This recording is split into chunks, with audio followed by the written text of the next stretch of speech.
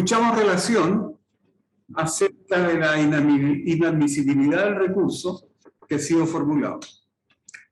Gracias, presidente. Quien recurre a apelación en contra de la citada resolución es la recurrente de amparo, en contra de la resolución pronunciada por la Corte de Santiago, que declaró inadmisible la acción de amparo, estableciendo la resolución que por el recurso de amparo no se denuncian hechos que comprometan la libertad personal y la seguridad individual. Esta acción se interpone por doña Lorena Pizarro Sierra, dirigente social, militante del Partido Comunista, en contra del candidato presidencial don José Antonio Kast Rist, en contra del contenido de su programa de gobierno, en el cual se aduce en la acción, se establece como propuesta una coordinación internacional antigrupos radicales de izquierda, creando una instancia de inteligencia policial. Además, se solicita como propuesta una ampliación de las atribuciones del presidente de la República en estado de emergencia, y además se transcribe la opinión del propio candidato presidencial respecto a los militantes del Partido Comunista, propuesta que en concepto de la recurrente sería similar a la denominada Operación Cóndor y sería una verdadera incitación al odio. Refiere que no existe diferencia entre hablar, de acuerdo a lo propuesto por el candidato presidencial, entre extrema izquierda y radical de izquierda, adelantándose, por tanto, que podría existir una persecución en contra de los militantes del Partido Comunista. Lo que se pretende a través de la presente acción constitucional de amparo es que se ordene tanto al recurrido como al servicio electoral que se borre del programa presidencial del referido candidato las propuestas que se impugnan a través de la presente acción constitucional. En contra de respecto de este recurso de amparo, la Corte de Santiago lo declaró inadmisible, básicamente porque no se denuncian hechos que comprometan la libertad personal y la seguridad individual, y esa es la resolución que sube en apelación. Bien, puede negar la señora abogada que lo hace por el recurso. Gracias, señor presidente. Con la venia de usted, señoría excelentísima, vengo a alegar en representación de la recurrente doña Lorena Pizarro Sierra, solicitando se revoque la resolución que declaró inadmisible el recurso de amparo preventivo presentado por esta parte, por las razones de hecho y derecho que a continuación expongo, y que me pongo distinguir como razones de forma, es decir, vinculadas a la ausencia de motivación de la decisión de la Corte de Apelaciones, así como de fondo, vinculadas a las vulneraciones que surgen de la inadmisibilidad, centrándome cuidadosamente en los requisitos prima facie de la admisibilidad de un recurso de estas características, así como las consecuencias de su inadmisibilidad. Así, los argumentos que presento son los siguientes. Respecto a la forma de la decisión, el contenido de la resolución que esta parte recurre no aporta una motivación a la inadmisibilidad, limitándose a sostener, como señaló el señor relator, que no se denuncian hechos que comprometan la libertad personal y seguridad individual. Dos argumentos sobre este particular, excelentísima Corte. La resolución no explica por qué utiliza el concepto de comprometer. Esto significa una afectación y se aleja de los términos utilizados por el legislador constitucional en este sentido, que significan perturbación o amenaza.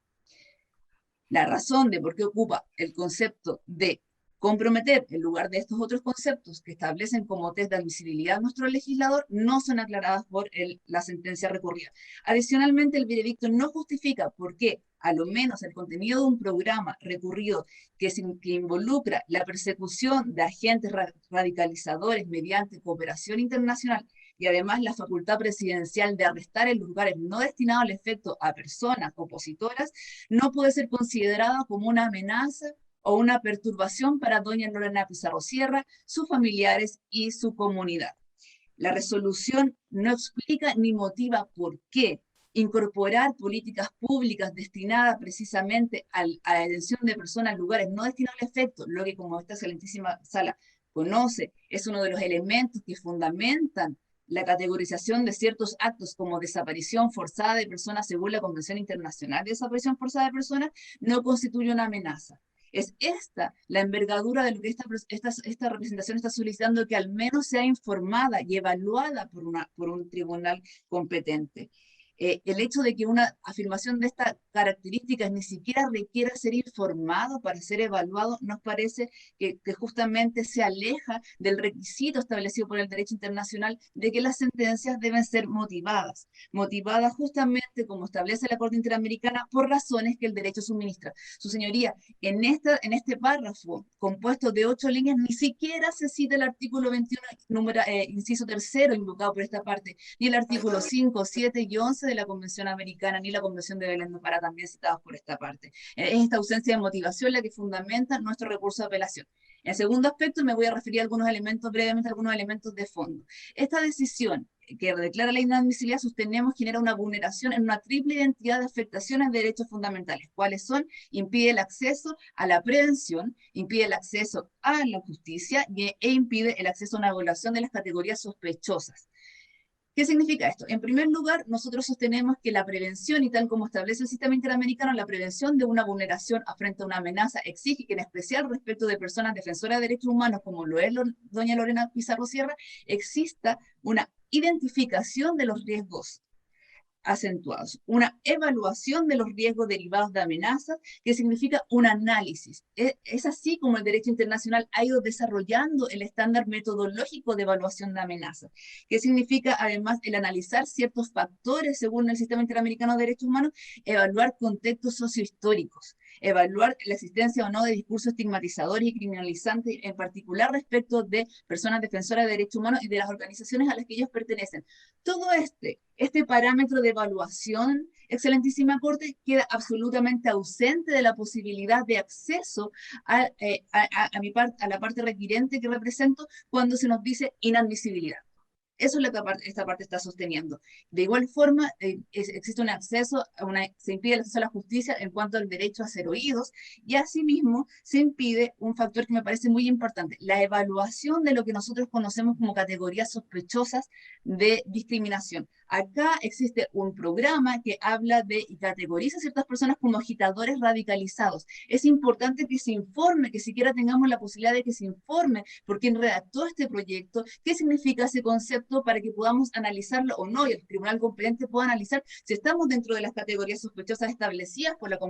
en particular por Naciones Unidas y en particular por nuestra propia ley Zamudio, que estableció como agravante cierto marco de categorías sospechosas en las que se encuentran las posiciones políticas. Pero cuando se nos impide siquiera conocer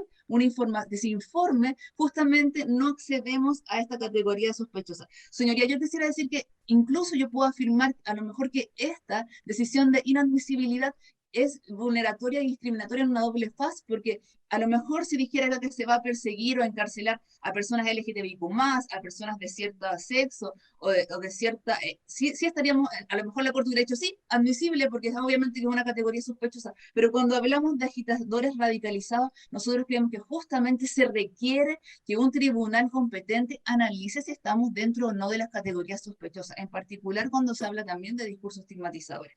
Revertir, por tanto, una decisión que a juicio de esta parte vulnera esta triple faz de derechos fundamentales es precisamente parte del ejercicio del control de convencionalidad que pesa sobre todas las autoridades judiciales de nuestro país y en particular sobre esta excelentísima Corte. No puedo dejar de mencionar que precisamente la efectividad de los recursos de amparo, la existencia o no de prácticas que impiden su ejecución es uno de los elementos que el derecho internacional de los derechos humanos considera para evaluar el debilitamiento de los estados de derecho, así como el valor público de la justicia. En este punto, para mí es una obligación invocar el numeral 6 del artículo 7 de la Convención Americana, que establece que aquellos países donde existe el recurso de amparo preventivo no puede existir, y está específicamente prohibido por la Convención Americana, restricciones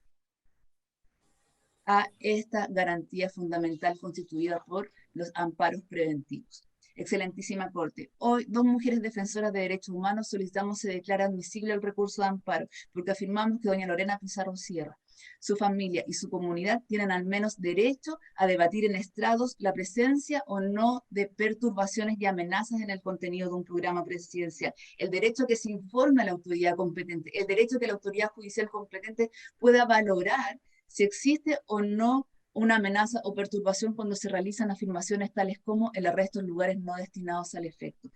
Por tanto, y por estas razones, excelentísima Corte, esta parte solicita se declare admisible el recurso de amparo preventivo presentado por esta parte el pasado 15 de noviembre. Muchas gracias, señor presidente. Terminada la vista del recurso.